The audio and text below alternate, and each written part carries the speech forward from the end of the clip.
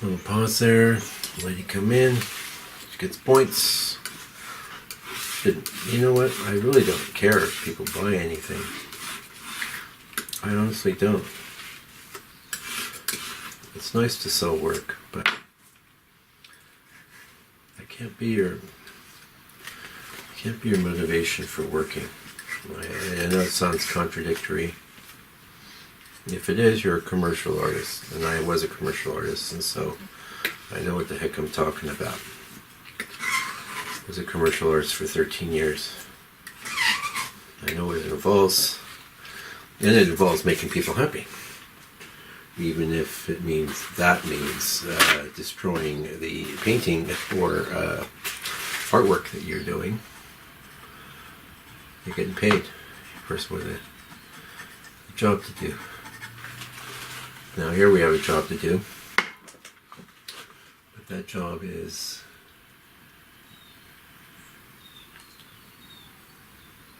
to create a beautiful painting. That's the only job. So we create the beautiful paintings, and then the buyers buy them. And many times, actually, so a lot of my buyers are other artists. Some of my biggest fans and followers are other artists, because those are the people most qualified to appreciate what I'm doing, especially given that so much of what I do is involving working with these old guys, working with these people like Inness. What can I say? I'm passionate about this. I'm passionate about this style of painting. And it was George Inness that set me on this toneless path. So what am I doing now? I'm just breaking things up to catch my eye. I don't want any problems later. I can always add more paint, always fix things. So what we're into now is bringing that tree forward. So we've mixed this color. This is quite bright. I didn't notice that I didn't even mix the actual much brighter tones, but you can see compared to what we've been laying down, this is pretty bright. More oil.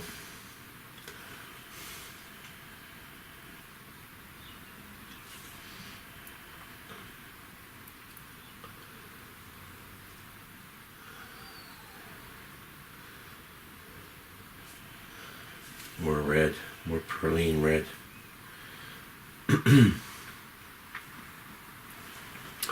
This is autumn, don't you know? This tree's going red, going gold. Probably won't be like that for very long. Won't be long, it'll be winter, and it'll drop all these pretty leaves. And this is going to be more of a golden, ochre tone here, but I see good reason to put some of this, start moving some of this red underneath. I see good reason to do that. I don't necessarily want just that burn umber underpainting color underneath being the only thing.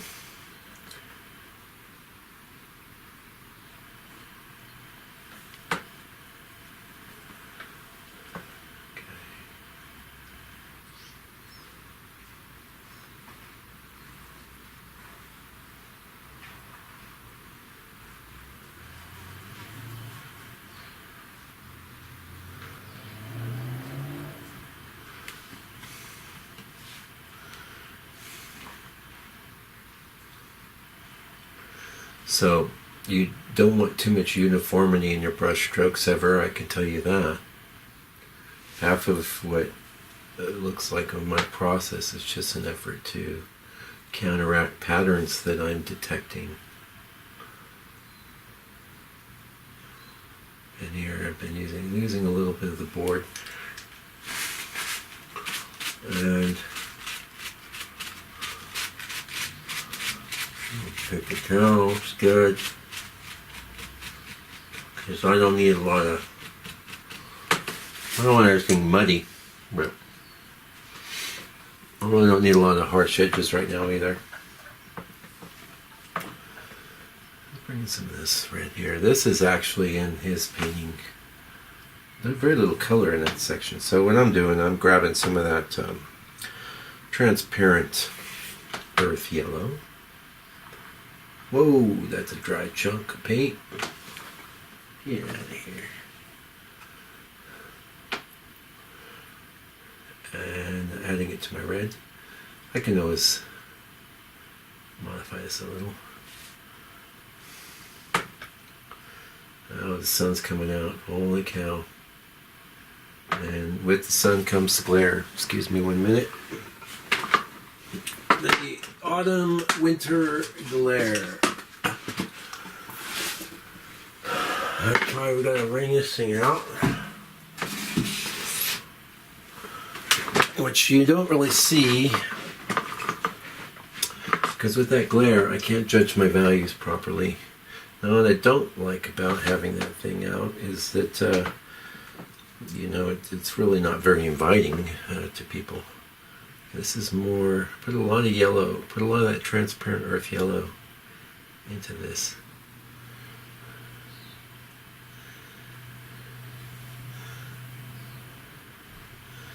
Not so much of the red down there.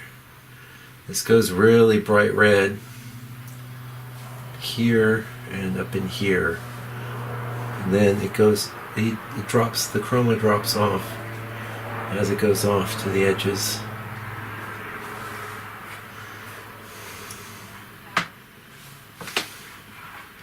That's straight up green. So this is not a color I mixed, but I know it's like what I call a transitional color. More oil. So I add oil when I need the paint to move. Otherwise, I use, pretty happy just to use the paint the way it comes out of the tube. Yeah, see that color? It's more of a neutral.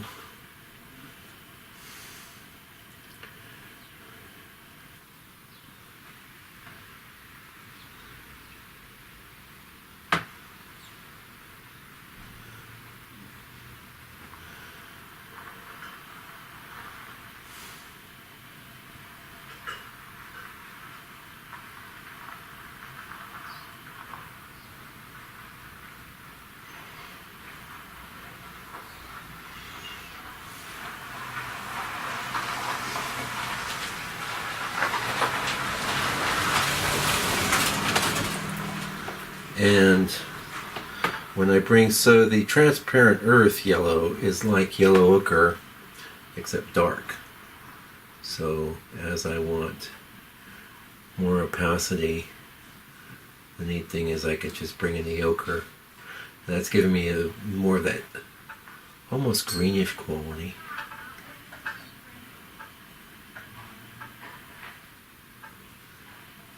Yeah, I'm liking that. A little on the edge here.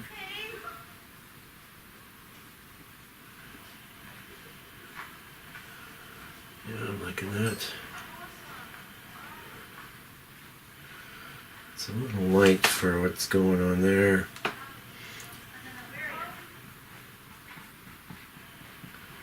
It's alright. Also, notice I do a lot of this side corner thing.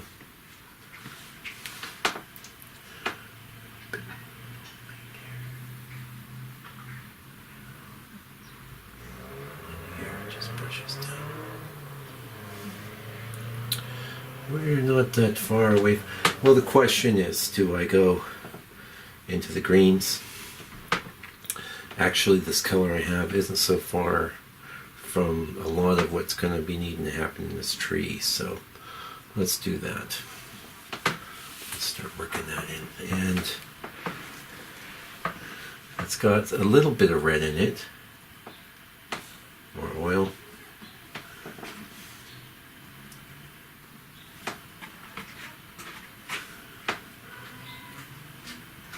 And remember, I don't mind this being underneath. Sets the stage for the lighter color coming up above.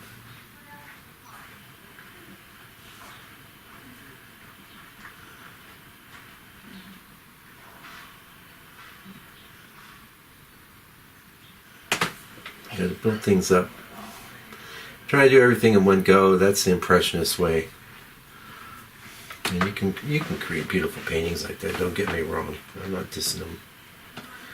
I ain't dissing them. See ya, Joe. I ain't dissing those guys. They're doing what they do. People working like that. A lot of people working, I always say, a lot of people working impressionists don't even know they're working impressionists. Because that's just the water they're swimming in.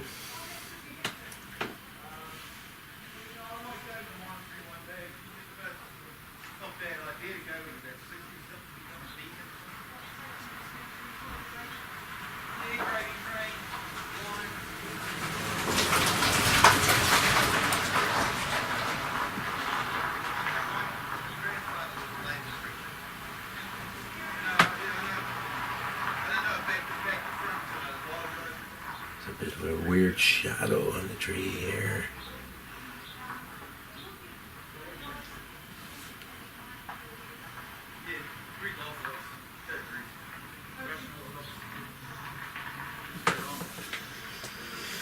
Yep, and let's just keep in mind that he got his effects with layers.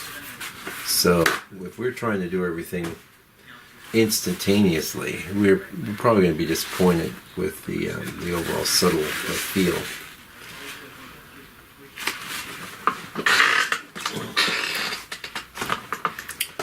Yeah, feel pretty good with that. Pretty good. Okay, actually, yeah, good enough that I'm going to go ahead and start moving to some greens.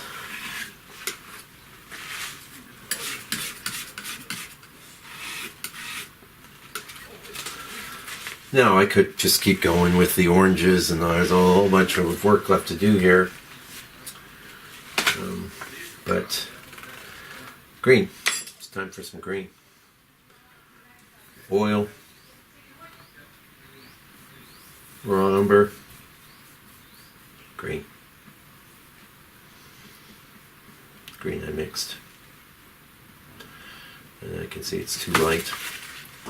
Sometimes I have too much paint on my brush, I will scrape it off.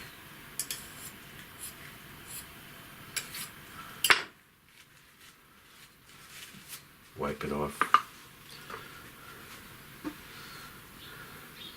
I have a bunch of that brownie type of color. I might even grab the tiniest bit of phthalo green. Start working some green in here. You can see really how green that looks. If you saw what it was before. That's nice. Real patchy.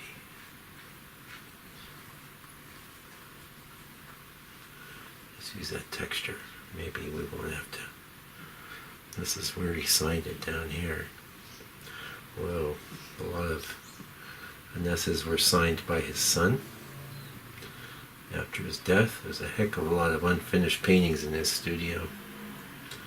He liked starting them. He was also famous for painting over the top of his paintings, even ones that were sold already. I can relate. You know, sometimes you just see all the things that are wrong with it. But yeah, I'm happy with that green. That's really nice. Going right on. The texture's working. This is, see, now, I've always done these Inness studies on some sort of texture, but this is quite a nice texture, and I think I started to say, sorry, I'm kind of a roundabout speaker, you probably noticed that, but I started to say about this board that this is one of these boards that was over textured, and so I brought in the industrial sander and then started just sanding the living daylights out of it. And it's got a pretty nice texture now. I had to oil it out though because it had a real patchy kind of unpleasant quality I did not like. But pretty happy with it now. Now I don't like real clean. There's a lot of ways to skin a cat. that real clean. I like that. I'm liking all that. I mean, we're almost at the stage we could walk away and stop for the day. Let it dry and just keep going, but well, why not? We could also, we're also at a stage where it's not going to hurt us to just keep bringing lighter and lighter and more vivid colors in and up. You can see here how I use the side of that brush. Very little paint. That texture is working for me. It's doing most of my work. Alright. Back here, I got some of that blue left from the sky. I'm going into my green with that. Adding some black. Well, it was a blue-gray left from the sky. And almost straight raw umber in these areas. It feels dark in the photo of his painting I'm looking at, but I know not to paint it that dark. Like that. And this ridge back here I have is a lot bigger than his ridge. Not sure what I'm going to do about that, but I don't think it's a deal killer. You gotta remember he's painting probably 30 by 40 and I'm painting 8 by 12. So gotta stay loose, gotta stay flexible. So now I'm gonna come into that mixture with some yellow ochre, which is gonna give me a sort of green and a dot of that Hansa yellow.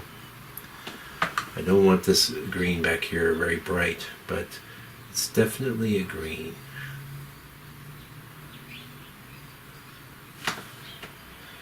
Back into the raw umber. Back into more raw umber. So the colors are mixing on the brush and the painting. That's always good. It's always good to have a bit of fracture that way. Have your colors split up. Don't overmix your colors. There's a good tip for you. And we're going to paint right through that tree. Right through it. I don't care. I'm going to work that out later. This is very straight, all of this.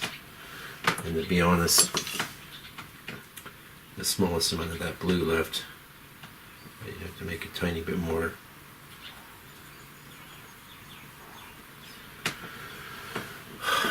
This needs to come down.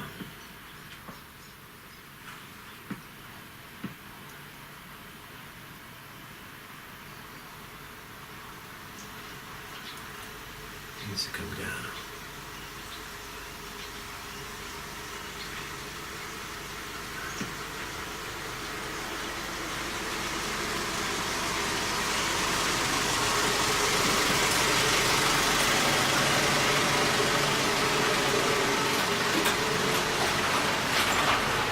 Sometimes you gotta redo things. No sense in crying. This is actually orangish here. That's why I didn't go full out with the green.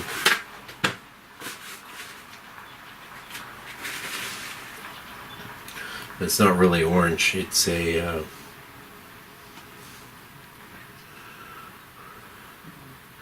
well, it's clearly got a ton of glazing and stuff on it. Yeah. For our purposes though. Raw umber orange. Some of that little bit of blue I've got left. It's all very vague back here, to be honest. Not that I'm not always very honest with you. I always am. I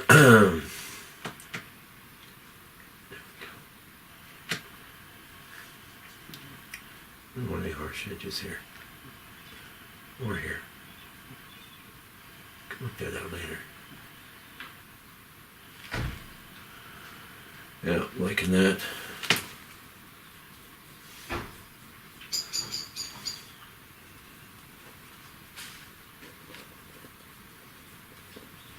So I can do this pretty easily because my sky brush has just been sitting over there.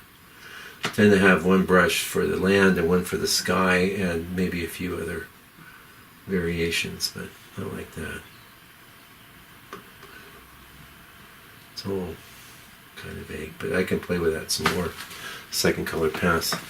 And into my gray, if I have any. Just a little bit. Get rid of these harsh edges.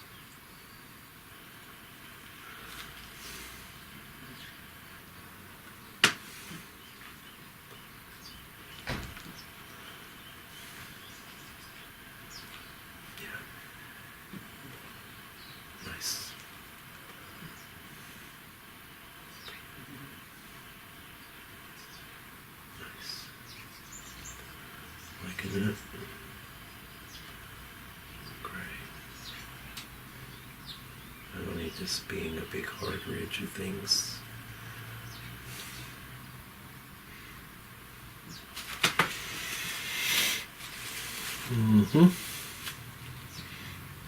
And like I said, we can always mess around with modify with that later. And for one thing, actually, I was talking about how this was not going to be black, but it can't be black now because even if I paint pure black over the top, it's got wet paint underneath. So that's good. He's got this little ridge. And again, I'm not too worried about it because I think his is 30 by 40 inches or even bigger. It's not a small painting.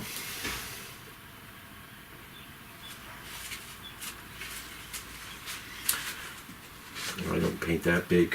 Not yet. One day.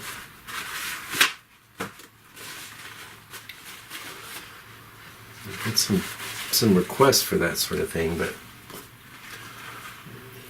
I got a lot of excuses why not. One, I mean, a lot of reasons. One is I don't like a lot of big paintings around. They take up a lot of room. And I don't have a lot of room. I live in a little house. I work in a little studio. So I do little paintings.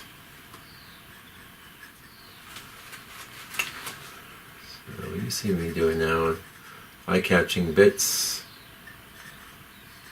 I want to be able to walk away from this. It's getting, well, like I said, we got maybe another, well, I said an hour, and that was about 15 minutes ago or something.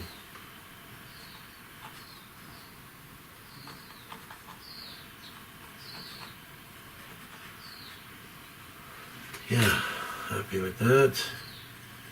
Just breaking things up.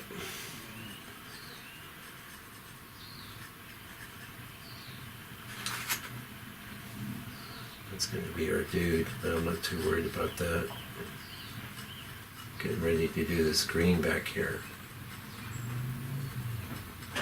Funny enough, this seems like what I'm doing now seems to have a pretty dramatic impact to me when I'm working, but it doesn't show up too much on camera. So there's maybe ridges of paint that are catching my eye. I'm basically just taking care of things that are catching my eye, breaking them up. So they're not going to be a problem later.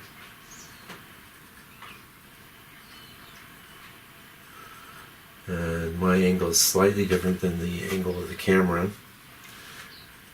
So a lot of times I'm seeing glints that maybe the camera isn't seeing. Some of these are little tiny hairs turn into little balls. Some of them are little hairs from the brush.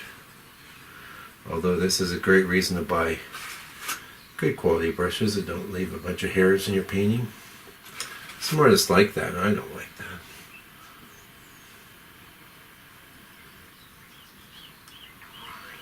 I didn't like it at all.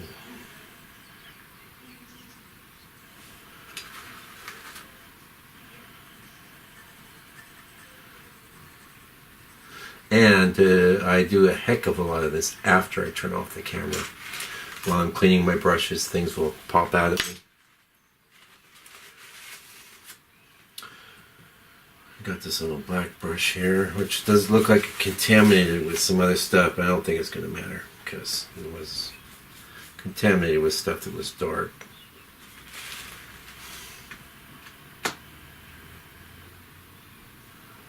I have no time to really get that dark. And this is a spot of some real darkness, even though it's a horizontal spot. So there I'm contradicting myself, but you know, I do that.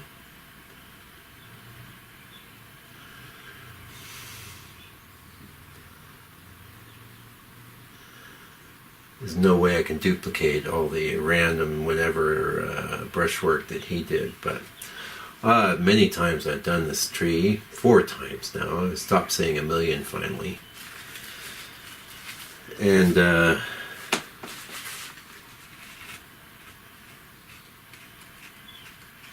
now one of the reasons I pat this black is that it will have it'll puddle up and it takes on a life of its own. You don't want that. You want it broke up. Something's going to be eye-catching, you want it to be eye-catching on purpose. Alright, so back into this brush feels a little large for this job, but I'm going to do it anyway. There's a bit of green back there. Let's start with that green. Maybe a little bit of that lighter one I mixed.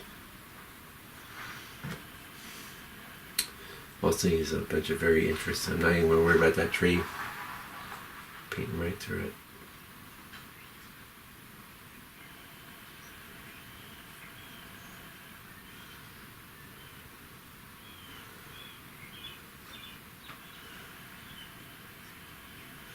Not worried about that little guy either. I'll paint him in.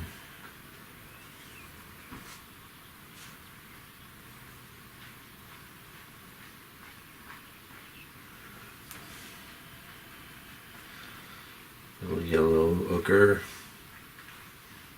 a little orange. That permanent orange going into your green mixtures is awesome. Much better than yellow for a lot of things, not everything. Going back into a little pile of the green modified by the raw umber. Now notice this line's quite straight, so I want it straight but not straight, if that makes sense. Same here, I don't want that. There are some little dots of buildings and little interesting things there.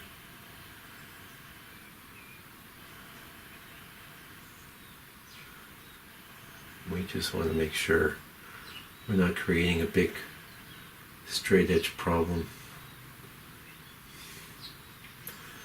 Nice. That works.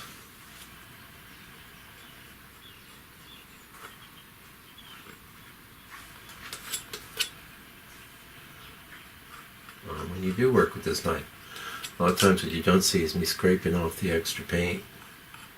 Make sure you do. Alright, so this might be a good breaking point. I've used, I mean, I could definitely get a lot golder and brighter. Should I? 3:45 right now.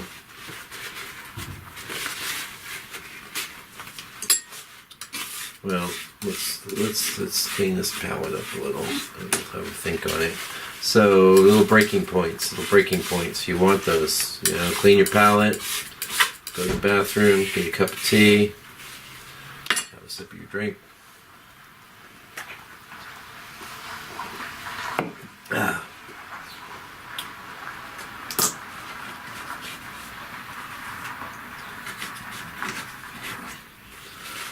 Think about things. Actually, the most valuable thing, just having your eye off the painting, really, right now. Because when you look back, things are going to jump at you. Your guys are still looking at it, but I'm looking at my palette, cleaning it up, isolating some of the piles. I'll show you that in a sec here. You can see it's almost like a reverse engineer of when we started with clean piles. Now we have messy piles, but they're similar. And I wipe the palette down, and then I get my little, I have a bottle with some mineral spirits, which I add a little bit of lavender oil to, so it smells nice. I use the Gamsol, very odorless, really good stuff. I never paint with it. It's good enough grade. Of course, you could paint with it, but the way I paint doesn't make any sense. Okay, so you can check that out. So from where we're at now, these are the piles of paint that I've left.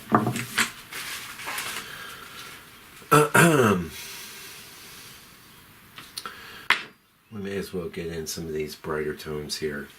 It won't be hard. Won't be hard to do. And looking up at my painting, I can see this is gonna all be. I don't want this a big ridge. I want it soft. Nice.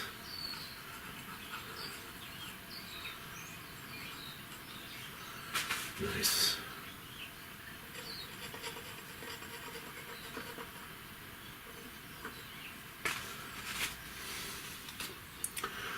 Okay, so what's talking to me right now is actually, I think instead of just hemming and hawing, I'm going to go right into some solid ochre. I'm going to bring in a little bit of this red we had, and quite a bit of that orange, and a little bit of transparent earth red. More orange, more of that pre-mixed whatever I had. Lots more orange. It's an interesting color up here because it's kind of flat. More perline. Perline's pure color. And it's a bit stronger than the orange. A little bit of Hansa yellow, and that's finally hitting what I'm after. More oil.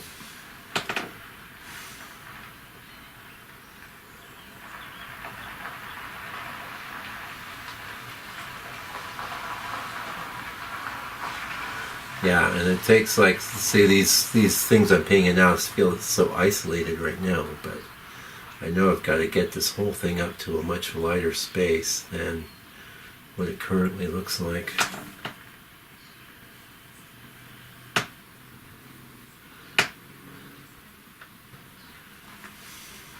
Yep. That might be even too dark what I'm doing there.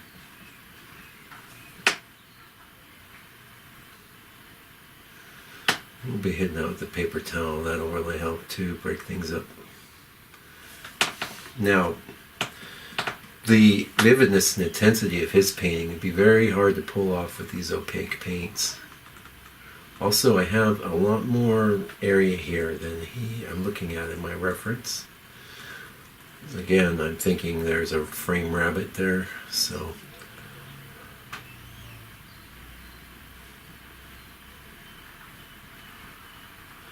that's too red. As we move down into here, though, this is quite red. This is quite red here.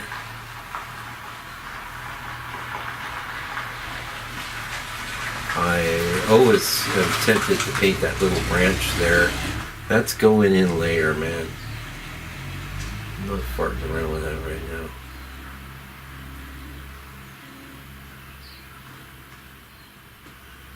So you want an organic lattice work. How about that? Organic lattice work is what we want.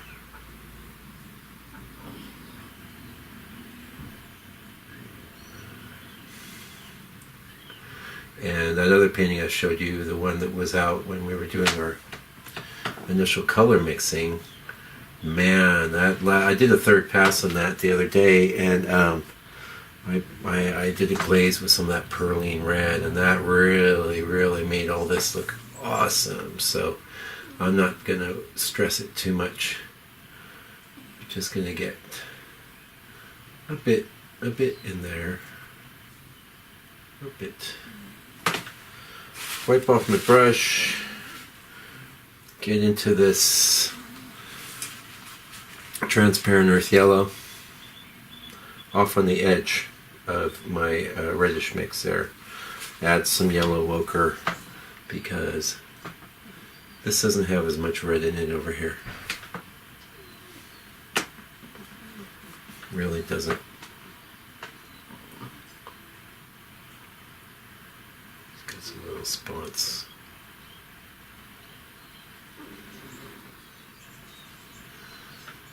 And he did a great job of merging trees into the clouds. You know, another expert at that is old Francis Murphy. Some little specks. I'm not going to mess with this tree too much right now. I want to...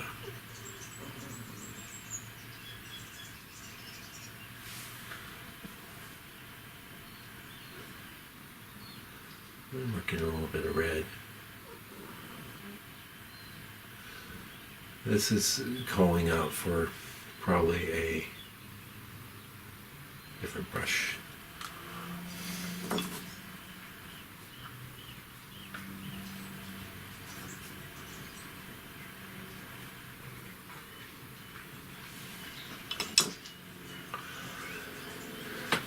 Again, oil paint, king of paints.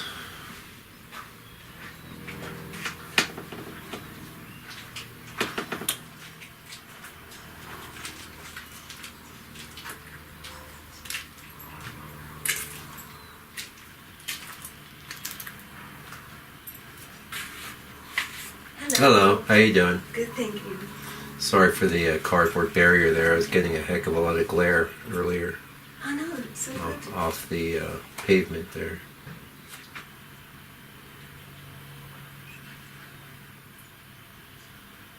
This is the one we admired.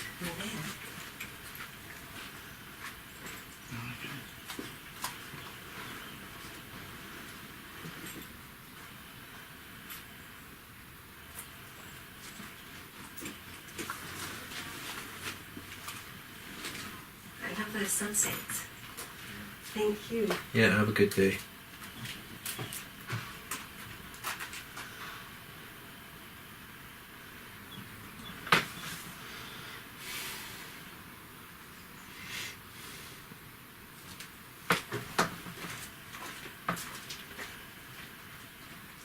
Don't want lines.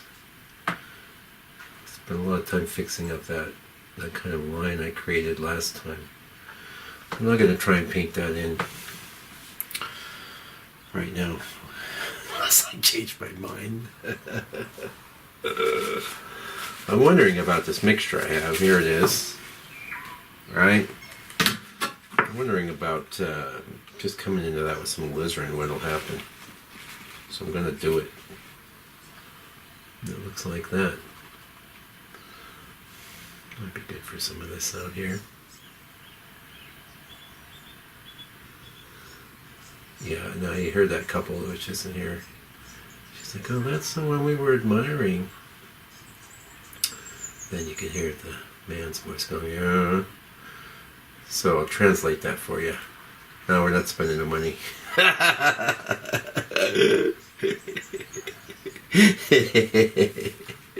No, we're not spending no money on that. We don't need it. Alright. Fair enough.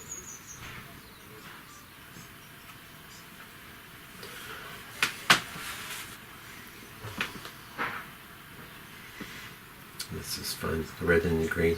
Painting's fun. It's not easy, but it should be fun, even if it's not easy. I mean, if you do a bad painting, just do us a favor. Do a whole bunch of them. Don't make us sit there and look at your one bad painting. You know? We gotta look at it because you've only done one painting and it's bad. But because you didn't do more paintings, we all gotta look at it. And don't do that. We don't want that. Just do a whole bunch of bad paintings. Some of them are bound to be better than others. Get rid of the really bad ones. Scrape them down. Power of the paper towel. Power of the paper towel. Some of them are bound to be really bad. But some of them will be good. And one thing's for sure, the more you do, the better you're going to get.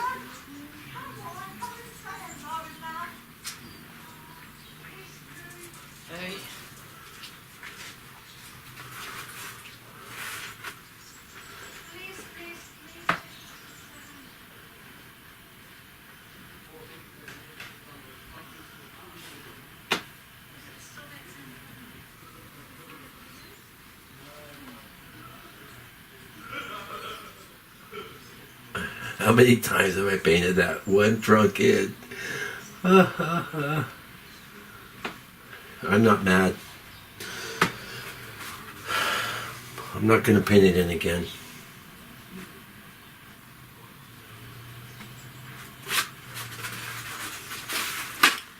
Okay, well, I'm glad I worked in that orange. It needs to go a bunch brighter than that, a bunch lighter, but that's probably good enough for now. Good enough for now. And we're going to finish up the job we started with the paper towel. You don't want to get so carried away that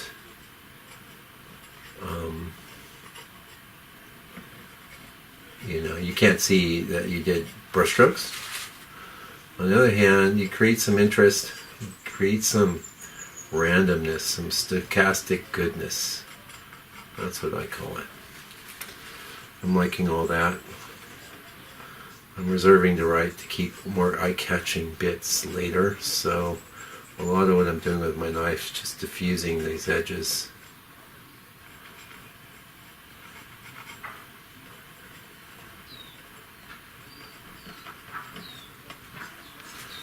And I like that. And I like that. I think we need to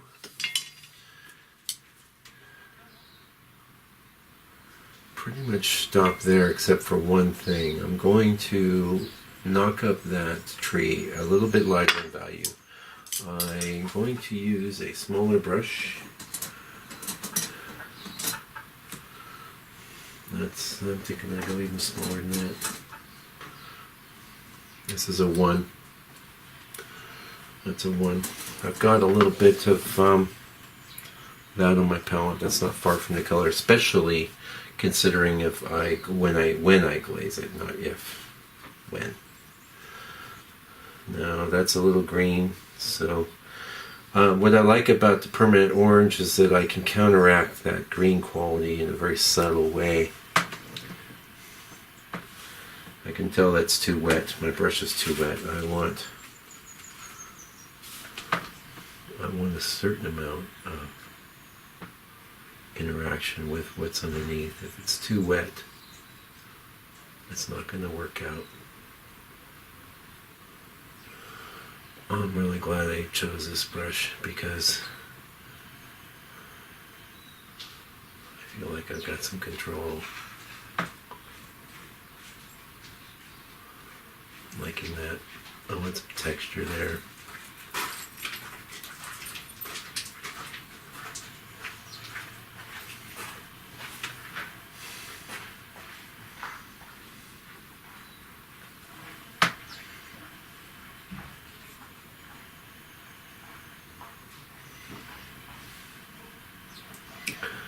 Okay.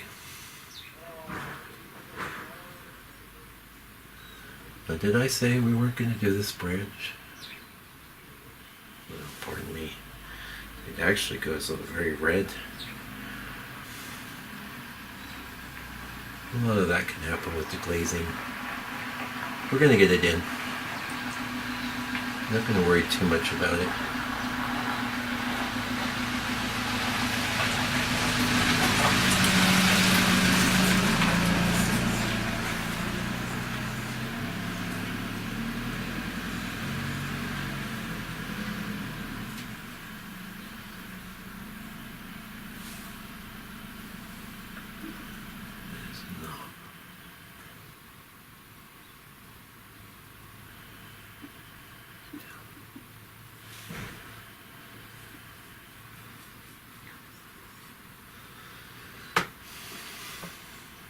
say we weren't going to try and do this too. Wow. Mm-hmm. Yes. Too wet. It needs to be wet enough, though, going over that wet paint underneath. We're going to put it in very lightly.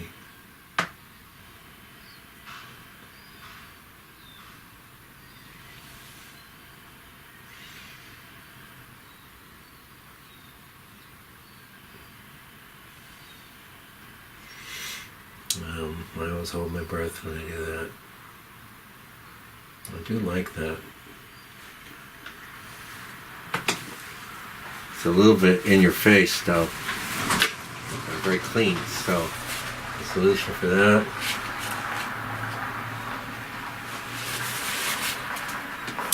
A little paper towel. We'll fix this right up.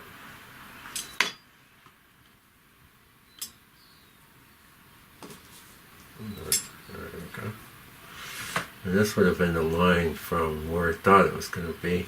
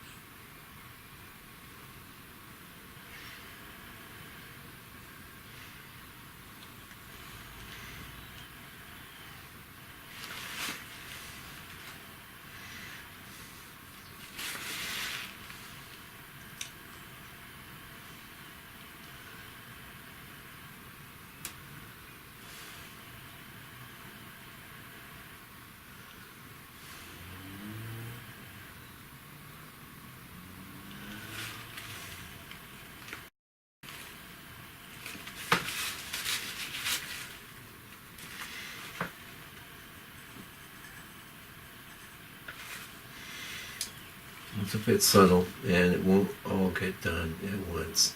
I can't say I've ever painted that area of this painting in a way that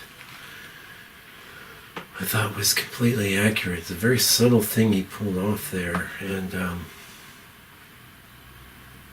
it's areas like this where you can see why I have the darker bit underneath, because I want that shadow modulated.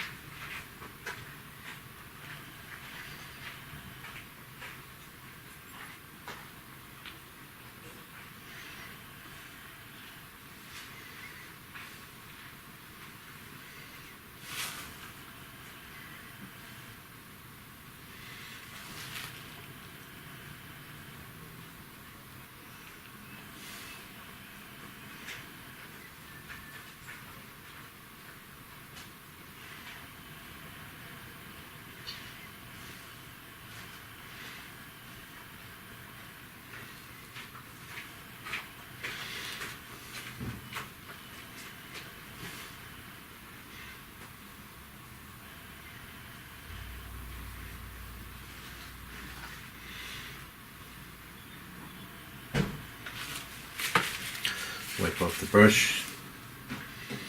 Got a little bit of lighter paint here. Just want to work that in the middle.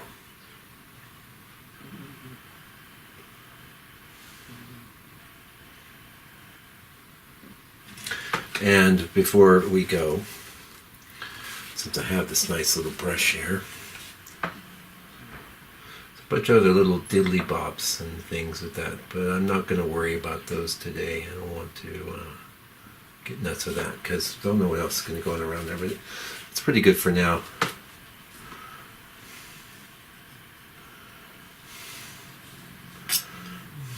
Bunch of diddly bops, yep.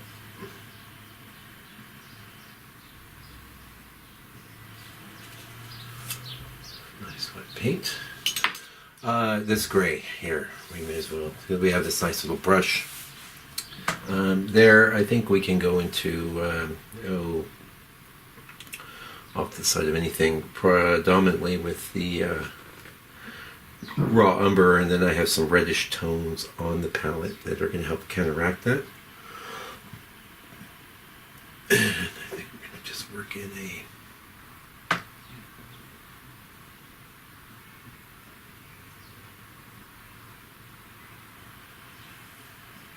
yep. More raw umber.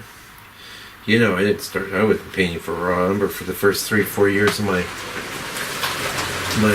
landscape painting career here, and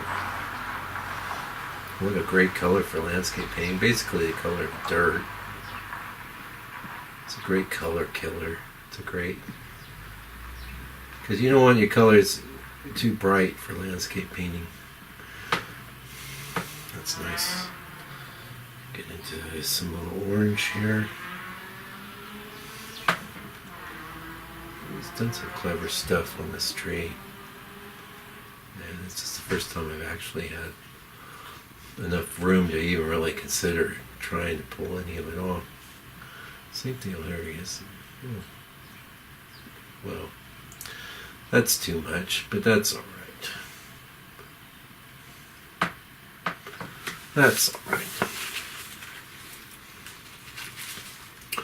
We don't want this triangular area too isolated. That's the thing.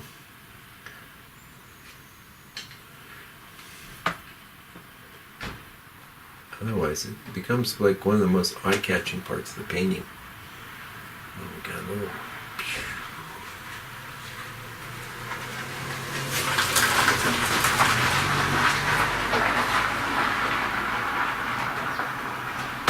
Like that. And just don't want that to feel like almost, it's basically a shadow on the tree. I don't want it to feel too facey. We can mess with that too in our second color pass. It's fine. Orange, red.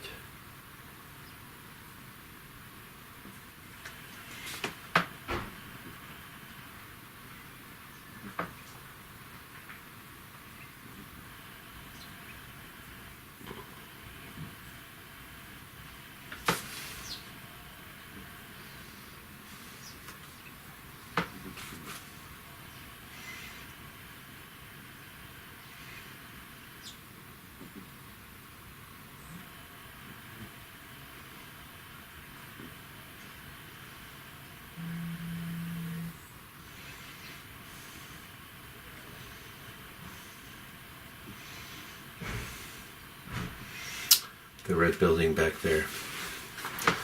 Then we're going to call it a day.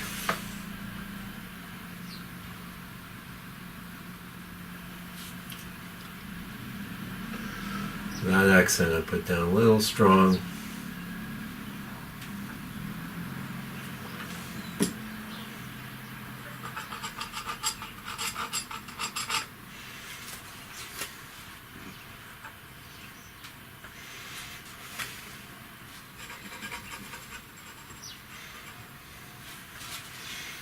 Avoiding big straight lines down here this time.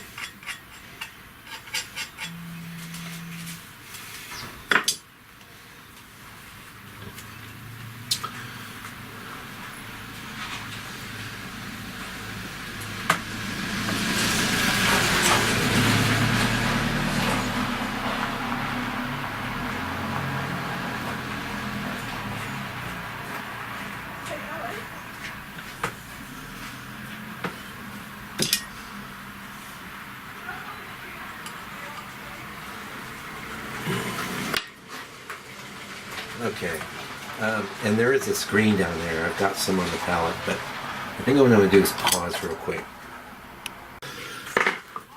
Well, yeah, it's a dog. It's hassling me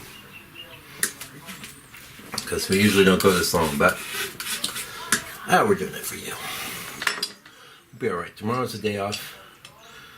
No, I got this brush. This is the size I want. Got a bunch of black in it. That's okay. I want to paint some of this light green down here. So all I really need to do is just put a bunch of yellow in it.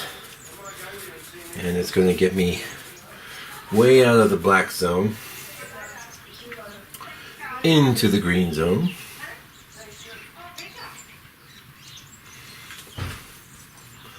Some oil.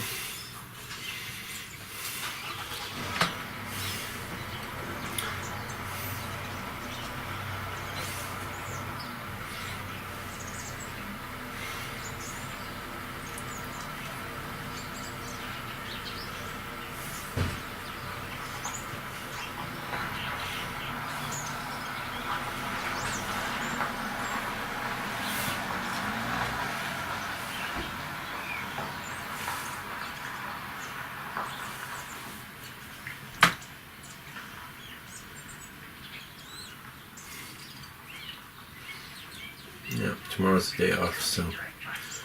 That'll be rest for the wicked. Oh, yes, okay. Oh, and I got a whole pile of that dark muddy green. That's good, because we'll just add some more black as we go off and over into here.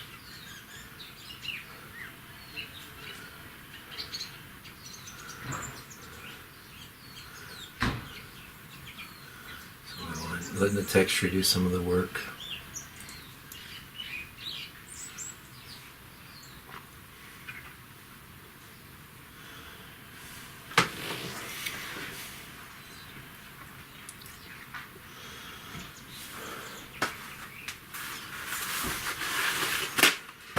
Too bad. Wipe it off. Break it up.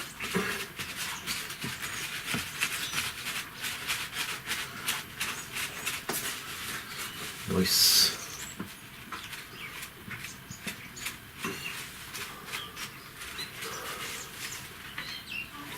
Last thing we're going to do, use this little brush we had. We're going to make perline and some gray and some white, and that is making a muddy mess. Yellow, more perline, more yellow. It's quite a little bright house here. And we're not going to try and get all that brightness going now.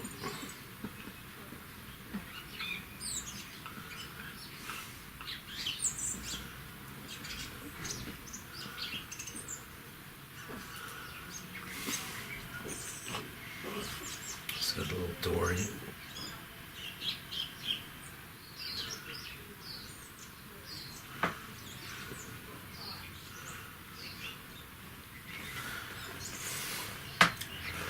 Gonna get started with that. It'll have to go brighter later, but at least we can feel like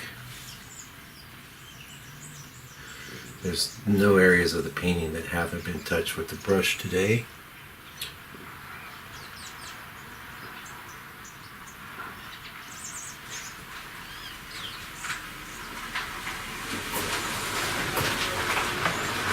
I'm gonna introduce a little here. This is gonna be much brighter later.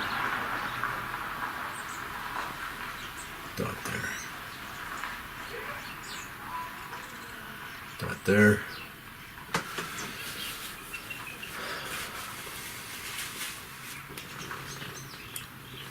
Perline. Yellow. The reason I'm not doing the permanent orange is because it's not very opaque, and well, neither is the perline, really. But my feeling is that I'll get more color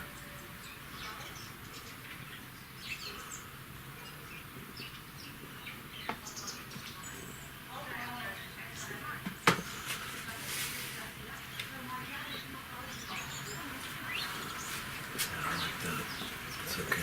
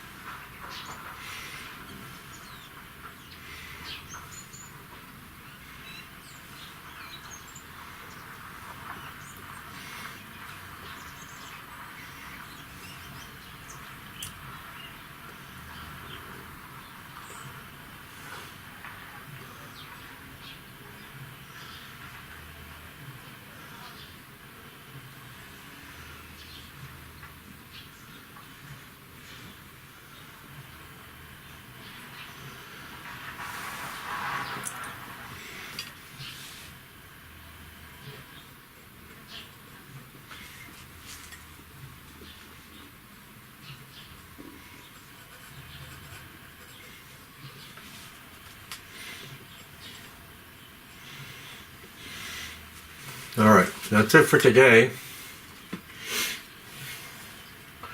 A lot more work to do, But you can see how I've got it pretty much knocked in, you know. Hope that helped. And, well, we'll be video. It's going to be a very long video. It's going to be 4 or 5 hours long. Who will have the patience to watch it? I do not know. That I don't know. But I had the patience to paint it. And I've been wanting to do this for a while. I did do one where, you know, we had the glass palette up on the thing, and we did a little tiny painting, and I took that down. There were so many reasons I wasn't happy with that. First of all, I'm not really in love with that painting. It's okay. But, yeah, if I had any more blue, I would fix this. I just saw down here. I'm faking it with some gray. Just want to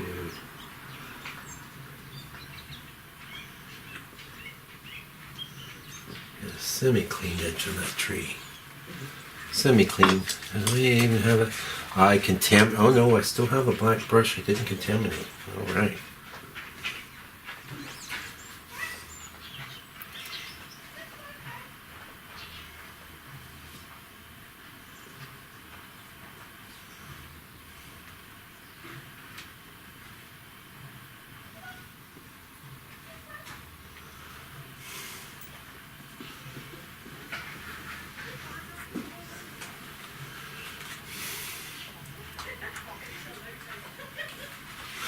All right.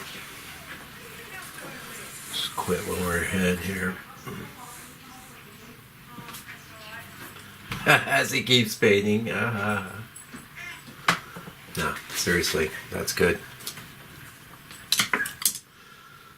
That's fine.